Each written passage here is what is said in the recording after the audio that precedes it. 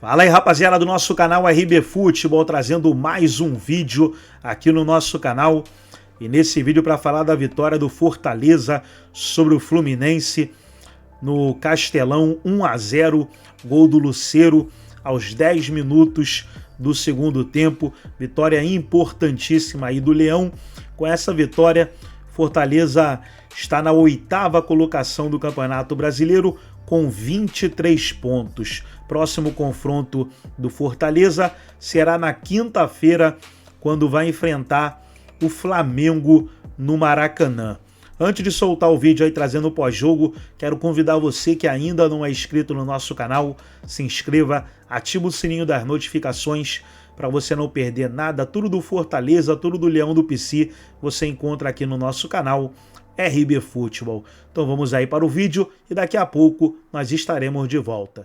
Vamos para mais um gigante muito ameaçado já neste Campeonato Brasileiro. O Fluminense, o campeão da Libertadores, é o lanterna e segue lá. Depois de empatar no meio da semana com o Internacional, perdeu para o Fortaleza. Adivinha de quem foi o gol?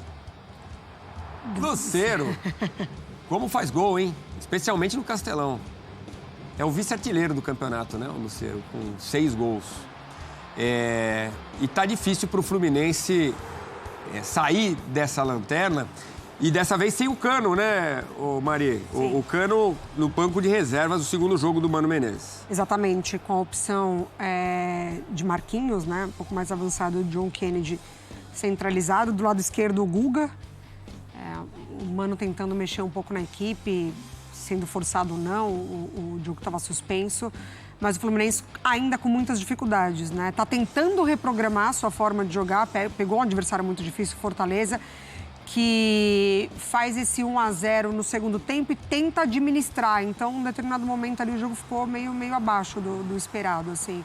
Mas o Lucero é muito decisivo, né? Impressionante. E o Pochettino também. Os dois têm um impacto gigantesco nesse Fortaleza. Mas o Fluminense ainda com muitas dificuldades. Mais um gol que toma de bola parada. É impressionante como não consegue conter essa alternativa dos adversários. E no ataque pouco produziu também. Pois é, tá feia a grama do Castelão de novo, hein? Nossa, essa área a área dos goleiros, né? Tanto do João quanto do Fábio, nossa senhora. E agora, Rodrigo Bueno, o que vai acontecer com o Fluminense, que tem apenas 7 pontos, tá ali afundado na lanterna? Então, o Fluminense já fez um passo, um movimento importante que, por exemplo, o Corinthians ainda não fez, que é a troca do treinador. Né? Veio o Mano Menezes, tinha até gente discutindo o nome do Mano pro Corinthians e tal. O Mano foi o cara escolhido, né? E eu vi assim, né? Em mídias sociais, torcedores tricolores, uma certa divisão, né? Se era uma boa aposta, se era um bom nome para mudar o cenário. Ele estreia empatando em casa com o Inter e se dizendo satisfeito. Foi bom o começo do trabalho. O Inter todo desfalcado. E eu já achei que não foi um começo bom, né? Se você está numa situação como tá o Fluminense, na lanterna, e mesmo vencendo, ele não sairia da lanterna. Olha como essa tela mostra bem, para você já retomar. Porque a gente está falando do América de Natal, que foi péssimo em 2007, e da Chapecoense de 2021. Depois de 15 jogos também. Então, a Chapecoense teve 4 empates, assim como o Fluminense, e o América de Natal em 2007, 1 empate, mas tinha tido 3 vitórias. Quer dizer, o América teve 10 pontos, né? 3 pontos a mais do que o atual Flu, que teve 1 vitória e 4 empates. Aproveitamento, então, o melhor desses 3 é o do América. O Fluminense está em segundo nesse ranking tão indesejado, com apenas 15% de aproveitamento, Bubu. Então, o principal jogador do Fluminense está fora. O sucesso da Colômbia lá com Arias complica muito a situação. Mas você não pode falar assim que o Fluminense está atolado ali nesse lamaçal, na lanterna do campeonato, porque só o Arias é a causa disso. Claro que o dinizismo fez história no Fluminense, talvez demoraram um pouquinho para entender que a coisa tinha virado fio. O Mano acho que já identifica isso, por exemplo, deixando o Cano ali, né, escanteando o Cano, por exemplo. O Ganso deu uma resposta positiva na estreia, né? O Ganso é um jogador que todo mundo falava sempre assim, né? O Ganso nasceu para jogar com o Diniz. Se tinha um cara que acreditava no futebol dele, é o Diniz. Dificilmente o Ganso pode render com outro treinador. Até deu uma resposta positiva na estreia, com um gol fora de casa. Mas é uma questão matemática. O Vasco, que a gente falou aqui no primeiro turno do ano passado, fez 9 pontos.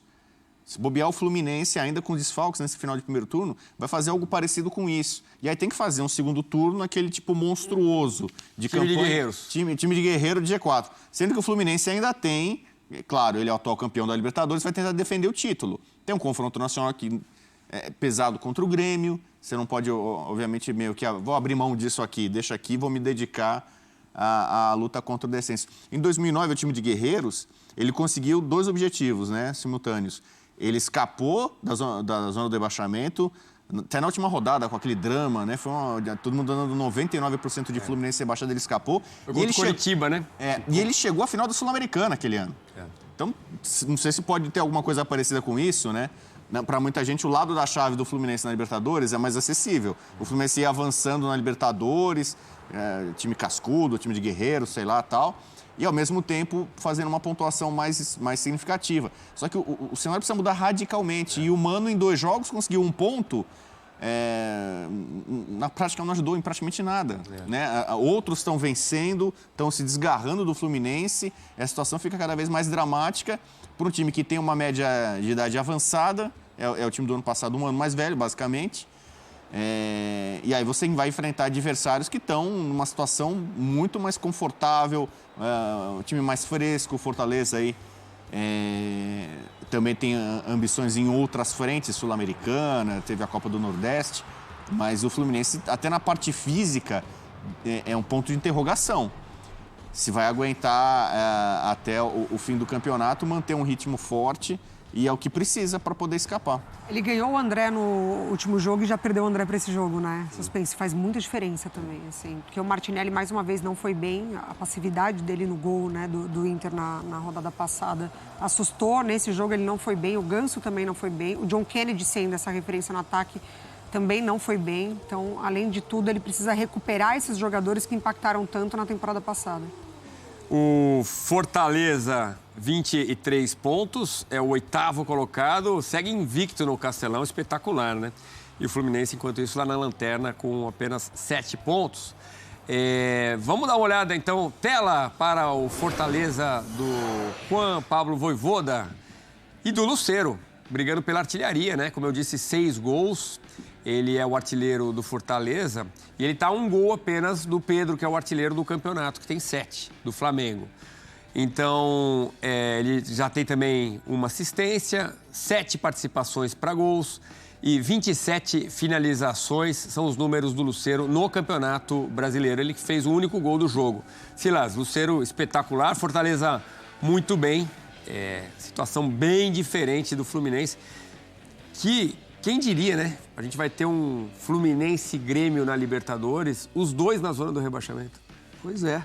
O Fortaleza, ele ganha do Palmeiras 3-0, depois ele ganha do Juventude 2-1, aí ele vai no Rio e perde para o Vasco 2-0. E aí ele volta agora e ganha novamente, e tem a volta do Marinho também. O Marinho também estava machucado durante bastante tempo, volta. Além do Lucero, o Breno Lopes foi uma baita contratação que o Fortaleza fez, está jogando muito.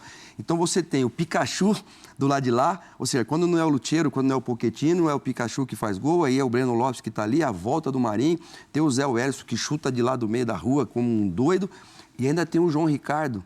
O João Ricardo tem 33 anos, se eu não me equivoco. O João Ricardo está fazendo um dos melhores campeonatos, assim, como goleiro, um cara frio, cara simples, que não é aquele goleiro, sabe, que faz uma defesa e fica rolando. Olha isso, 35 anos. Então, assim, e um treinador que quando a gente olha lá para a beirada do campo, fala, puxa, é um cara que quer estar aqui. Ele não é só bom, ele gosta daqui. E então, assim, esse sucesso... aí a gente pega um técnico com 2 jogos e um com anos na equipe, né? Pois é. Então, quantos anos já o Lucero, o Vojvoda? 3 anos? 3 anos.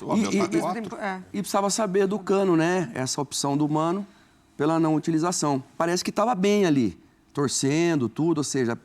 Deve ter alguma coisa que deve ter sido conversada antes ou algum... O Cano não está bem, né? Vamos falar dos jogadores bem, mas, de destaque do Fluminense é o Cano, ano né?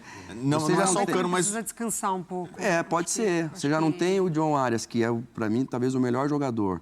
Douglas Costa chegou, ainda não conseguiu engrenar. Problema do André, que voltou agora. Renato né? Augusto também. Renato Augusto que ainda não. O Ganso fez aquele golaço, mas ainda tem essas situações todas. O menino que veio do Atlético Paranaense, o uruguaio canhoto, que está no Fluminense, puxa, que faz o gol aqui no Allianz Parque aqui. Terence. O Terence ainda também não emplacou. Então você vê, olha quanta gente boa que...